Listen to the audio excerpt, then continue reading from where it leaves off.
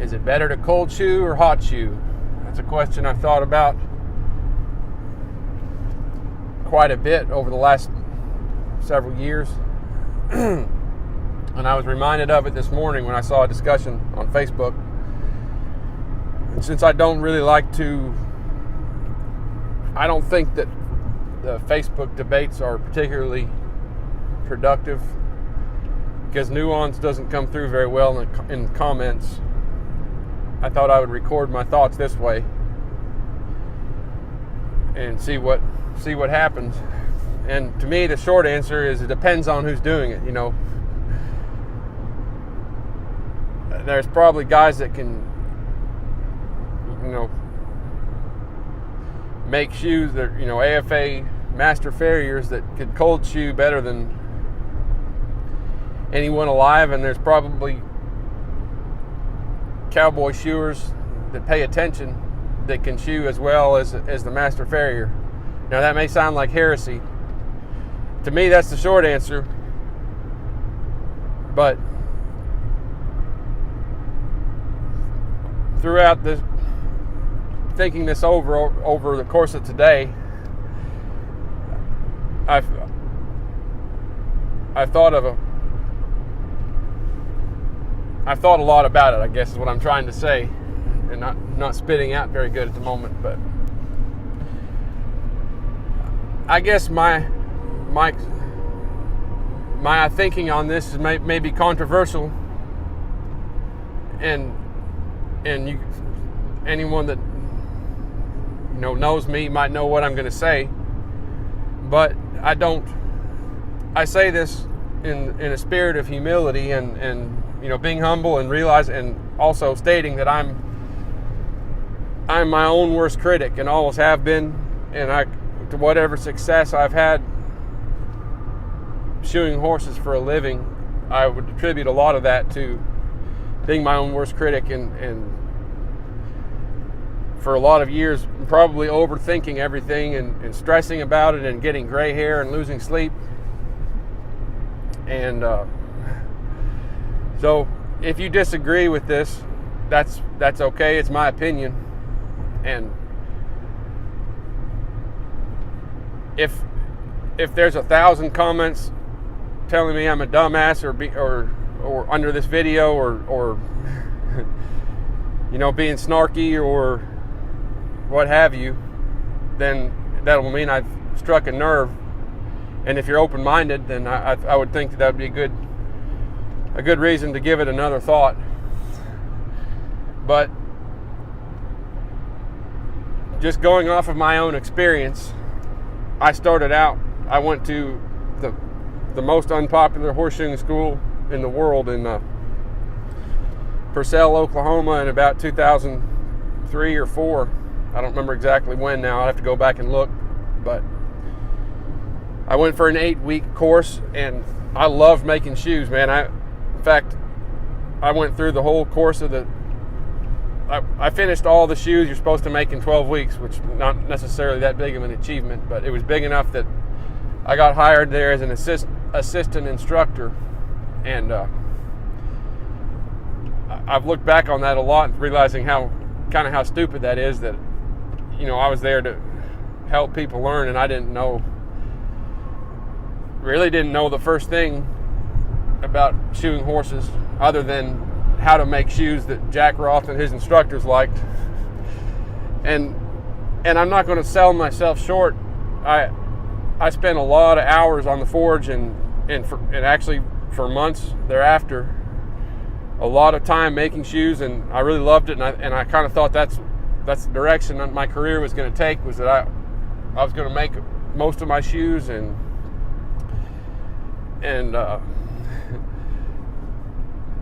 be a good horseshoer. And I mean, that may sound funny, but be that as it may. And getting out of that school, I realized that, the way I was taught to make the stuff was somewhat different than, the way the fuller was turned and the way it's kind of normally done. A lot of the AFA guys that I've been around would do it. They have a different style, which is good. I'm probably better. But I realized that, I mean, like I say, not to sell myself short, I was good at making shoes and planned on getting better. But the way my course went was that I ended up working for a guy in North Texas for a year or so, and then another guy down in Central Texas for about as long, who I would say was a better horseshoer. Neither one of them were AFA affiliated, you could say, but they were both older, successful shoers, and I learned a lot from both of them. And then I kind of took some time off, didn't really know what I wanted to do, and didn't have a client book of any kind, and of course, having, you know, plus or minus 3 years of experience in the business, it's not much. So I ended up working a factory job and pouring concrete for a few months. And while I was pouring concrete, I went up to the Mountaineer racetrack in Newell, West Virginia, and met a guy named Carl Meeks. Some of you may or may not know, and I think he's probably one of the better racetrack shoers around, and who had legit experience with standard breds, and you know, he'd been doing it a long time, so he wasn't one of your haphazard shitty racetrack platers. And I worked with him for almost a year, and he kind of got my start and got me my first clients, and passed my test there at the racetrack to get my track license. And that was in 2006. And since then, for better or worse, I've made my living mostly shooting racehorses. And I know the popular perception of racetrack shoers, with some notable exceptions that are very well respected. There's a lot of bad ones, and I at times have been one of those guys and tried to be too fast and didn't care about. Well, no, I shouldn't say that. I've always cared. I just didn't know. You know, I mean, early on, I didn't have the experience to be that good, but what now? 13 years later, I'm confident in my ability to shoe, especially racehorses. That's what I like. But really, any horse, I'll stand up next to somebody that has, you know, better forging skills than I do at the moment, because I for the most part haven't done much with it since I left the shooting school. But that's not true. I've played around, you know, over the years with a couple different guys, and you know, made shoes and practiced drawing clips and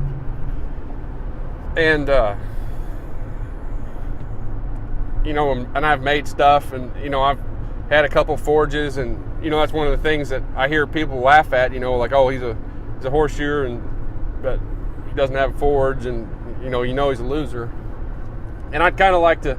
I know that there are guys like that, but I'd like to stick up for some buddies of mine that, like one guy that I went to shooting school with, you know, whatever, 16 years ago or so, 15, 16 years, he worked for some people and became half decent and built up a business. And now, I mean, I put him next to about anyone for keeping shoes on a horse and keeping them sound. Now, you may not like his style, and he doesn't do everything exactly like I do it, but he's a good. I think what gets lost sometimes is the end product of the farrier business. Hopefully, is keeping horses' shoes on and keeping them sound for long periods of time. You know, and keeping them comfortable, keeping them moving, traveling right. And my buddy, you know, I still work with him from time to time. He's as good as for that aspect of it. He is probably, I'd put him up next to a lot of guys, let me say.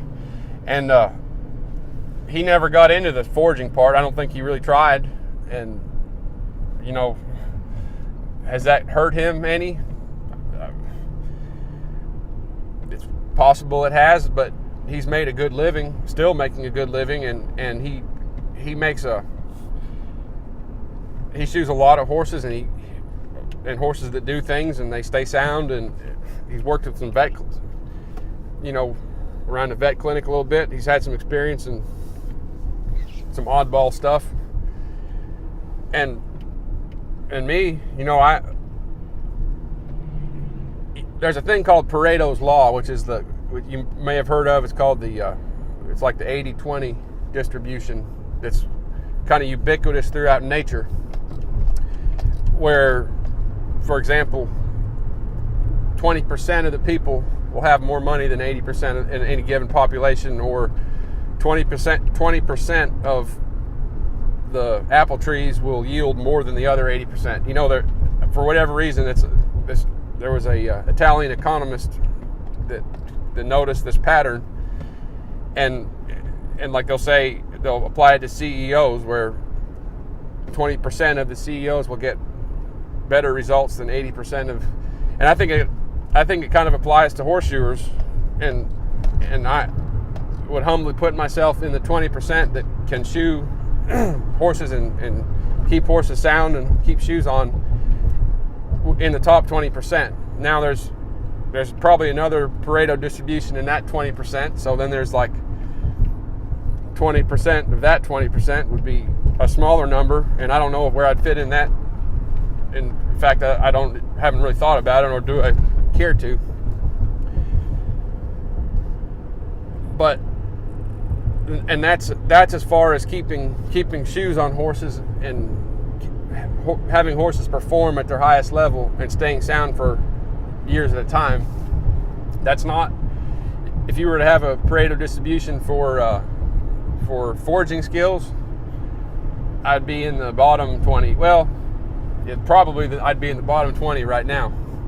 In fact, but the thing is that I don't know, maybe 6 or 8 years ago, I was at a clinic, and there was a guy there that we were drinking beer with afterwards. He was an AFA, I think he was a journeyman, and talking about how to perfecting your clips. And I hadn't drawn a clip in probably years at the time.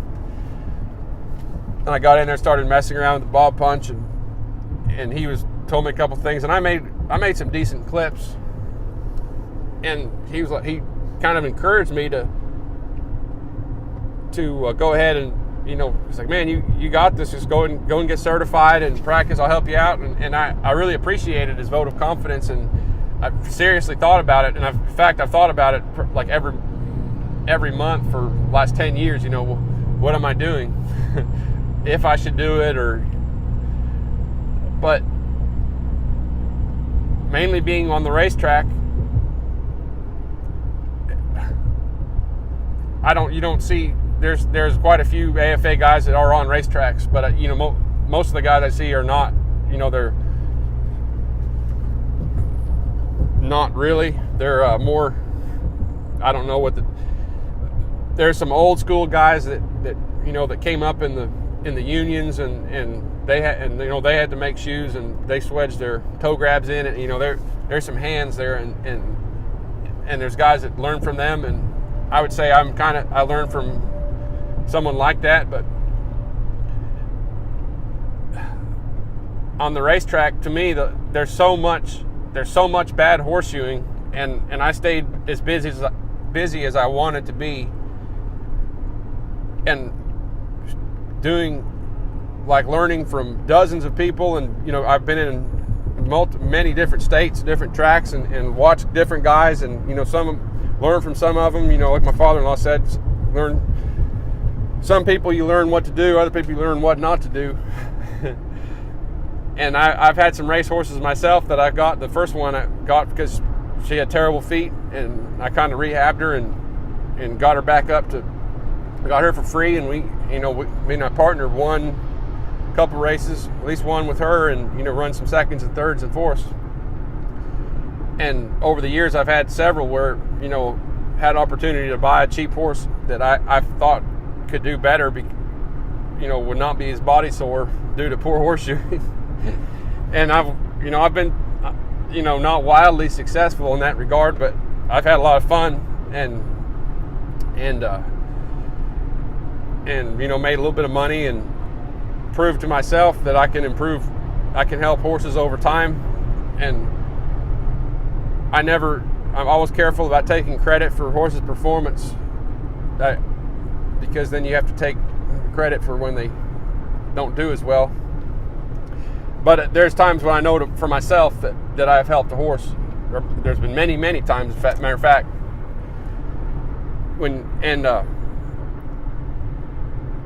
I guess the point of that is that I was busy enough that I've never felt the drive to become certified and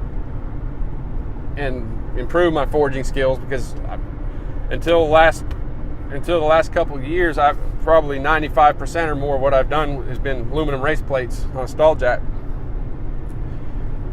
And the last few years I've been doing more. As I started to rope, I've been learning to rope for 2 or 3 years.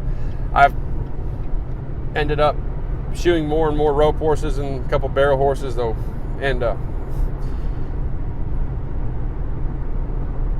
I think I've wondered about my motivation for not, I've really thought about if the question of what would it benefit me to be certified, and that's another big question. Is it cold shoeing or hot shoeing better? I think they're related. At least they always come up in the same conversation to me, in my experience. And honestly, about 2007, I started getting into reading economics and political philosophy, and I've always played music, and I've throughout different phases I've been in, big into reading about exercise physiology and diet stuff and economics, like I said, and I've always been so busy that going and making shoes has never seemed that appealing to me, and I've always heard the statement made that people that don't make shoes can't shape as well, and they can't, they're not as good. And this is where I might make some people mad, and like I say this with all humility, and this is not me tooting my horn or putting anyone down, but I've been around in many states. I can name 3. I'm not going to say the state names, but where I've been around AFA journeymen, and some of the worst, been journeymen where horses that were either in a vet clinic or at a racetrack or what have you had beautifully made shoes. Better than I could make without a year, 2 or 3 of practice, but were the trimmed so poorly over a long period of time that their feet were terrible. And I know I can name 3 or 4 people that I follow on social media that are AFA journeymen that do just absolutely beautiful, stunning work, and I admire them and try to learn from them, even just look at their pictures all the time. And I don't get around anymore. Last couple of years, I haven't been around that many people. I've not been traveling as much at the track, to see all the different work. But I've always paid attention, and I've seen at least as much what I would consider bad work from AFA certified horseshoers as I have from what they would maybe look down on it as cowboy shoers or cold bangers, whatever your demeaning term is. Guys that never go to clinics and don't own a forge. There's guys like that I would hire to shoe my horse before a lot of the AFA guys that I've seen. And I'm not picking on anybody. I'm not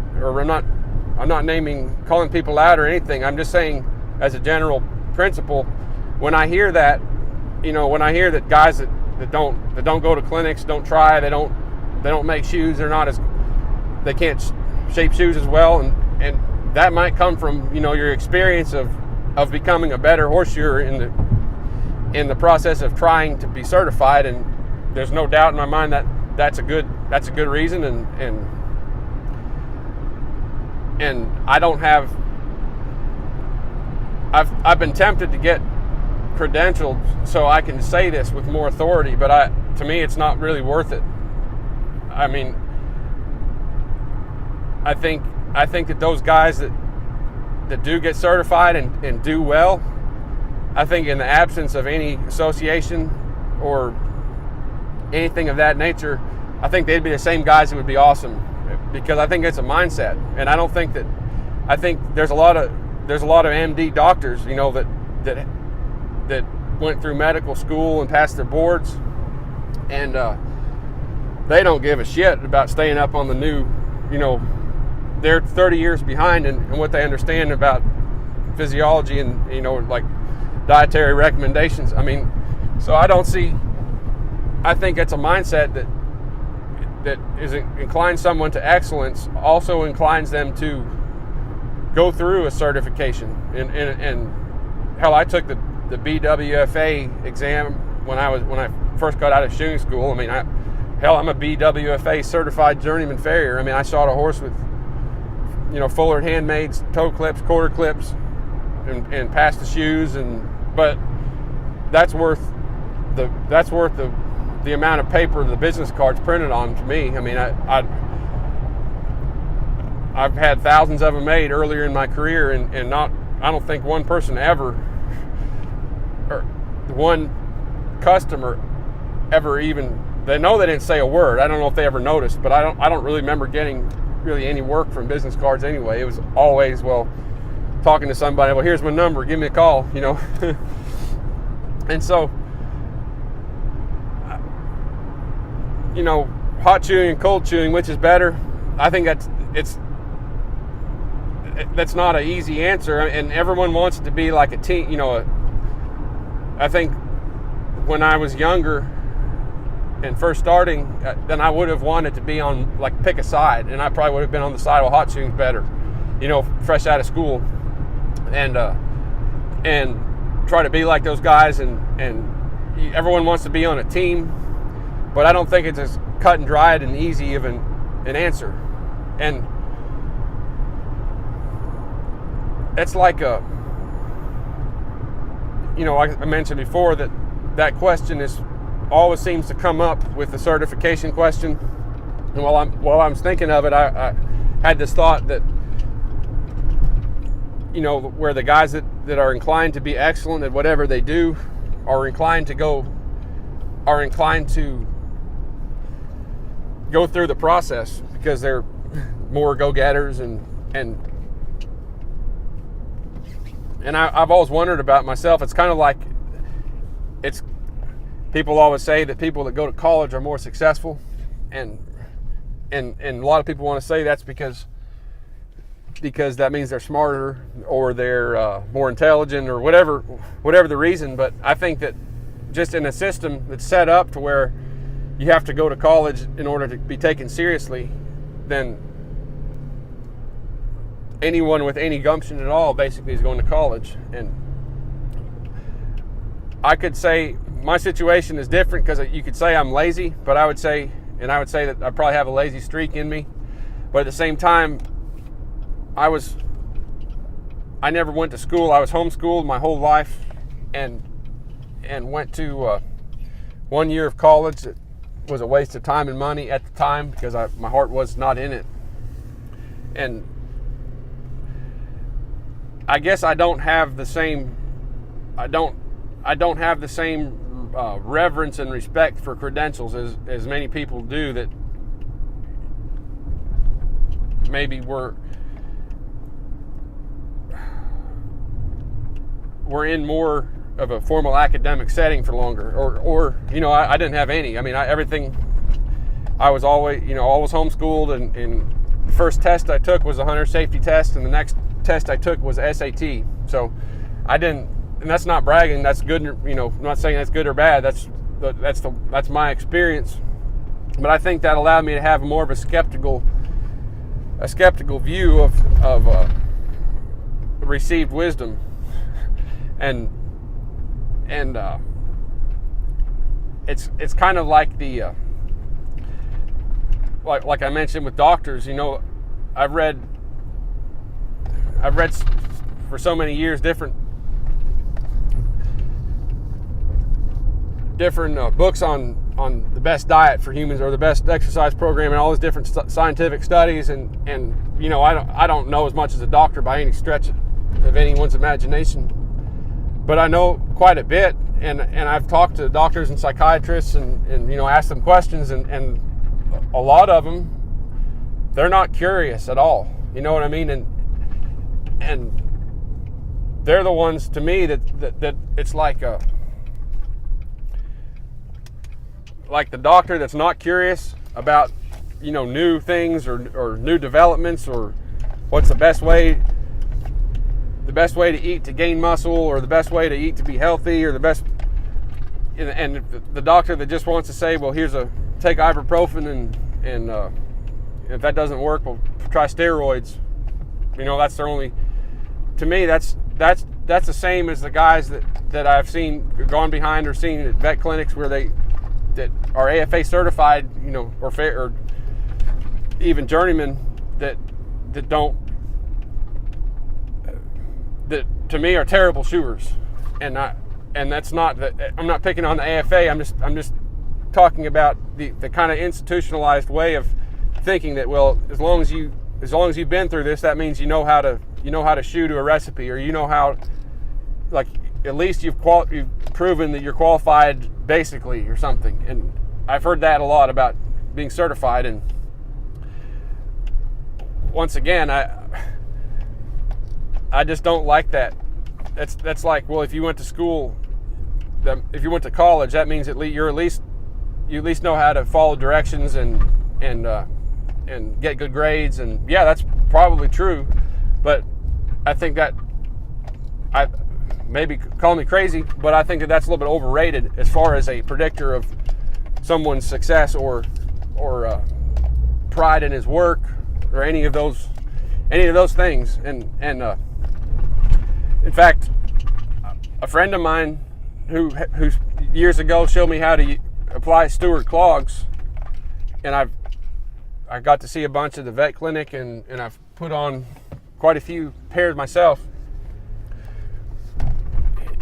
He was at a training barn, you know, one of those, it was a riding stable, and they had, you know, a bunch of horses, and there was another shoer there that's an AFA tester, and my friend there was a bad-footed horse. He put clogs on one time, and was getting better, putting some sole depth on, and they brought the horse out for him to reset him, and